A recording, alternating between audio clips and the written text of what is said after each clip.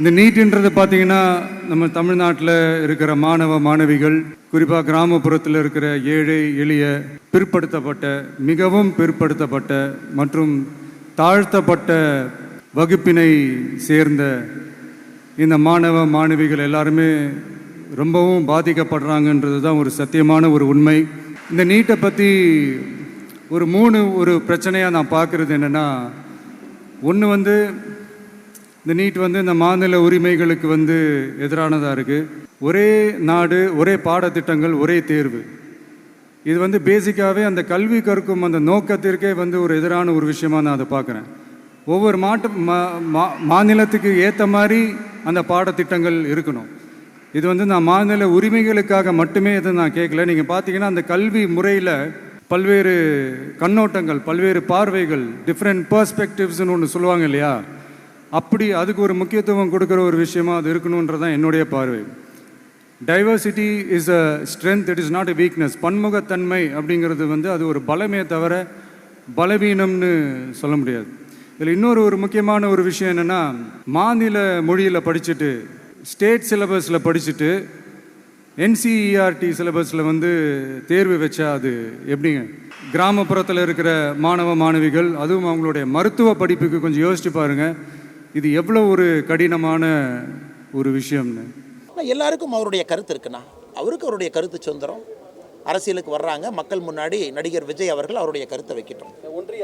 வரேண்ணா, அதுக்கு ரெண்டாவது வரேங்கண்ணா. ஸோ நீட்ட தேவை பொறுத்தவரை அவருடைய கருத்து என்ன இருக்கோ அதை சொல்லட்டும்.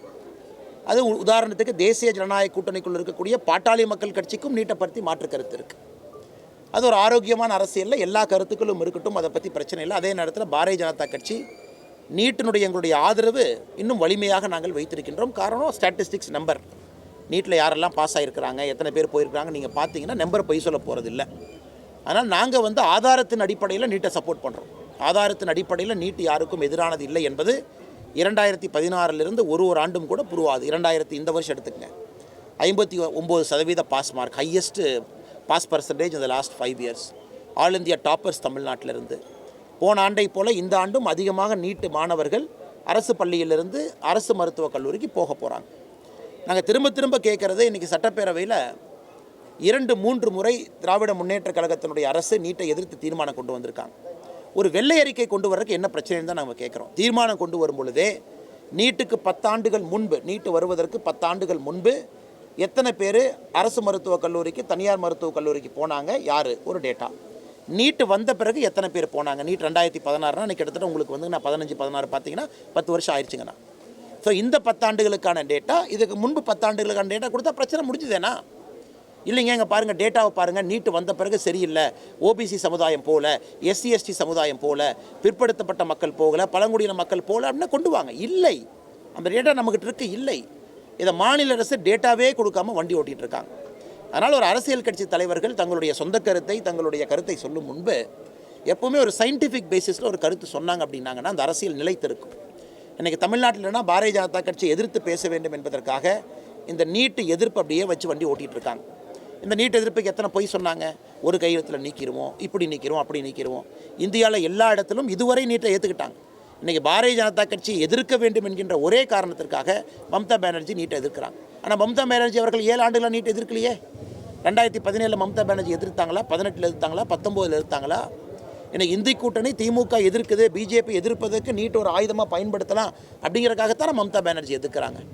இன்னைக்கு இரண்டாவது, இப்போ நீங்கள் சொன்னீங்க நடிகர் விஜய் அவர்கள் ஒன்றிய அரசு அப்படின்னு சொல்லியிருக்காங்க. ஆனால் நாங்கள் தெளிவாக இருக்கின்றோம், யார் என்ன வேண்டுமானாலும் சொல்லிக்கொள்ளட்டும். இந்தியாவினுடைய அரசியலமைப்பு என்ன உணர்த்துது? இந்த கட்சிகள் எல்லாமே 2021 முன்னாடி ஒன்றியங்கிற வார்த்தை வந்துச்சா? இல்லை. ஆனால் இன்றைக்கி விஜய் அவர்களும் கூட திமுக சார்ந்த அரசியல் நான் கையில் எடுக்க போகிறேன்னா மோஸ்ட் வெல்கம், நோ ப்ராப்ளம். திமுக சார்ந்த அரசியலெல்லாம் கையில் எடுத்தாங்கன்னா பாரதிய ஜனதா கட்சி மட்டும் தனித்திருக்கும். எங்களுக்கு அது சந்தோஷம்.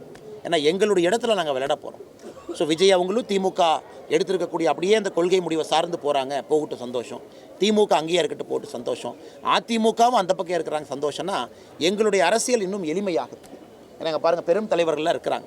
இன்றைக்கி பாரதிய ஜனதா கட்சியினுடைய அரசியல் மட்டும் தனித்திருக்கு. அது எங்களுக்கு இன்னும் சந்தோஷம். 4 முனை போட்டியாக வரும்பொழுது தமிழகத்தில் 25% ஓட்டு வாங்கினா எம்எல்ஏ ஆயிரலாம். அதான் 2026 தேர்தலினுடைய தாக்கம். அப்போ பாரதிய ஜனதா கட்சி சித்தாந்தம் மட்டும் தனித்திருக்கும். இங்கே இருக்கக்கூடிய எல்லா கட்சிகளும் ஒன்றிய அரசு, எல்லா கட்சிகளும் நீட் எதிர்ப்பு, எல்லா கட்சிகளும் இப்படியே, எல்லா கட்சிகளுக்கும் இருமொழி கொள்கை, எல்லா கட்சிகளும் அப்படி இருக்கட்டும். அவங்க மிச்சிருக்கக்கூடிய 40% ஓட்டை பிரிச்சுக்கிட்டோம். ஆனால் தமிழகத்தில் எத்தனையோ சதவீத மக்கள் இன்றைக்கி 3 மொழி வேணும்னு கேட்குறாங்க. 3வது மொழி எனக்கு பிடித்த மொழி வேண்டும் என்று கேட்கின்றாங்க. அது இந்தியா இருக்கட்டும், கன்னடமாக இருக்கட்டும், தெலுங்காக இருக்கட்டும். தமிழ்நாட்டில் எத்தனையோ மக்கள் வந்து நீட்டு வேண்டும் என்று சொல்கின்றாங்க. அவங்க எல்லாம் பாரதிய ஜனதா கட்சியின் பக்கம் தானே வரப்போகிறாங்க. அதனால் இது எங்களுடைய அரசியலுக்கு இன்னும் பலமாக நான் பார்க்கின்றேன்.